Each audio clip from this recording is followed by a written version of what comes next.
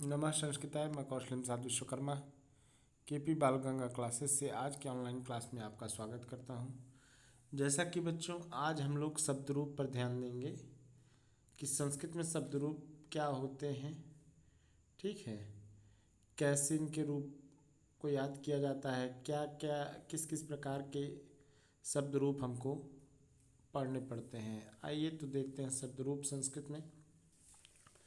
तो शब्द रूप सबसे पहले कहते किसे हैं या कितने प्रकार के होते हैं। तो संस्कृत व्याकरण की दृष्टि से शब्द, पहले शब्द के बारे में बताया कि शब्द दो प्रकार के माने जाते हैं। पहला अजंत शब्द, दूसरा हलंत शब्द। तो जो शब्द अपने अंत में स्वर रखते हैं उन्हें अजंत या स्वरांत शब्द कहते हैं। जैसे राम, जब राम बोल रहे हैं तो माँ में क्या आ रहा है, आ रहा है। कृष्ण बोल रहे हैं, इसमें भी आ रहा है। हरि बोल रहे हैं, इसमें छोटी ई आ रहा है। लता बोल रहे हैं तो इसमें बड़ा आ रहा है।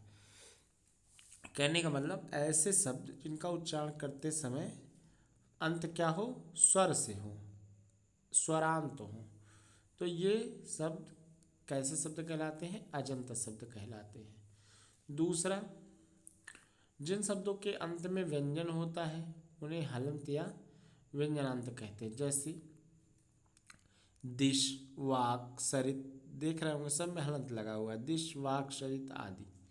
तो इस प्रकार दोनों प्रकार के शब्दों में तीनों लिंग के शब्द होते हैं।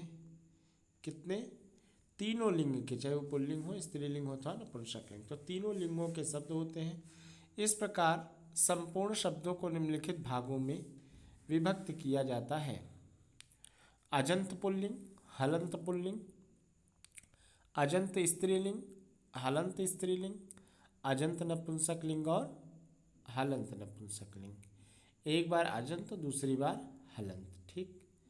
तो पहले अजंत पुल्लिंग, अजंत नपुंसकलिंग, दूसरा अजंत स्त्रीलिंग और हलंत स्त्रीलिंग, चौथा अजंत नपुंसकलिंग और छठवां हलंत नपुंसकलिंग। इस प्रकार दो दो भेद हो गए पुल्लिंग, स्त्रीलिंग और नपुंसकलिंग के, अजंत और हलंत करके, ठीक। इसके आगे हम लोग बढ़ते हैं। रूपों को स्मरण करने का सरल तरीका यही है कि पहले किसी एक शब्द को अच्छी तरह समझकर याद करना चाहिए। फिर नवीन शब्दों को बनाने के लिए हमें यह देखना चाहिए कि शब्द का लिंग क्या है और उसके अंत में कौन सा स्वर या कौन सा व्यंजन है।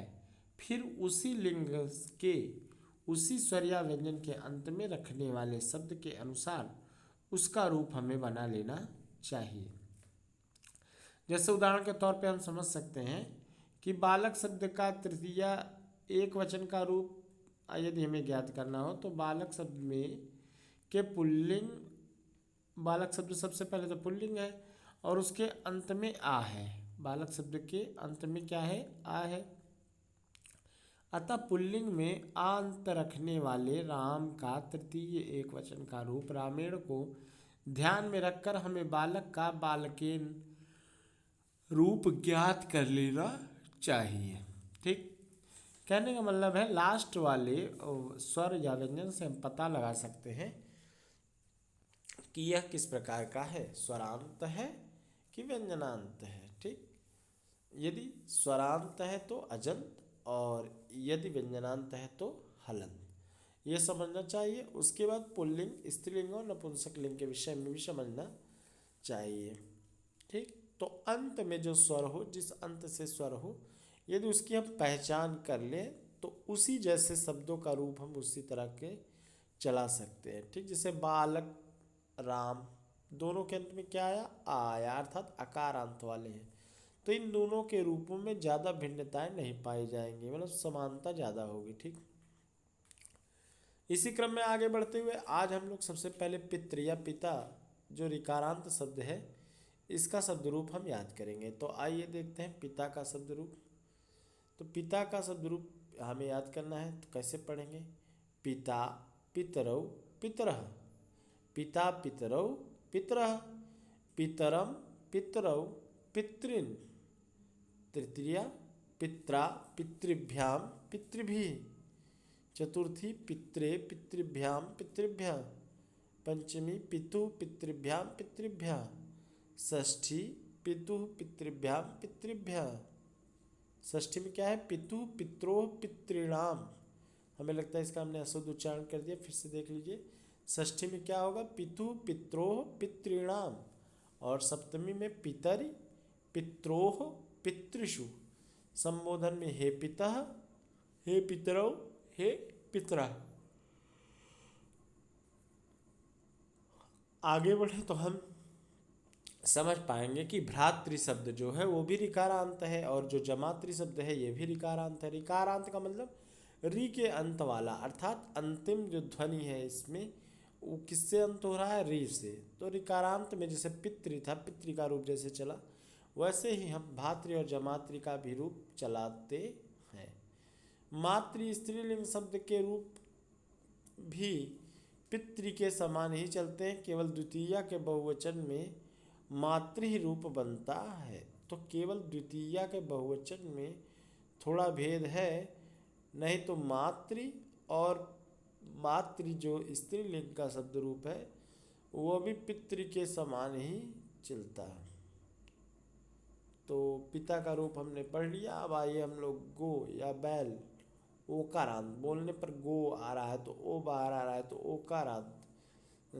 ओकारांत शब्द में आइए हम लोग गो शब्द का शब्द रूप पढ़ते हैं।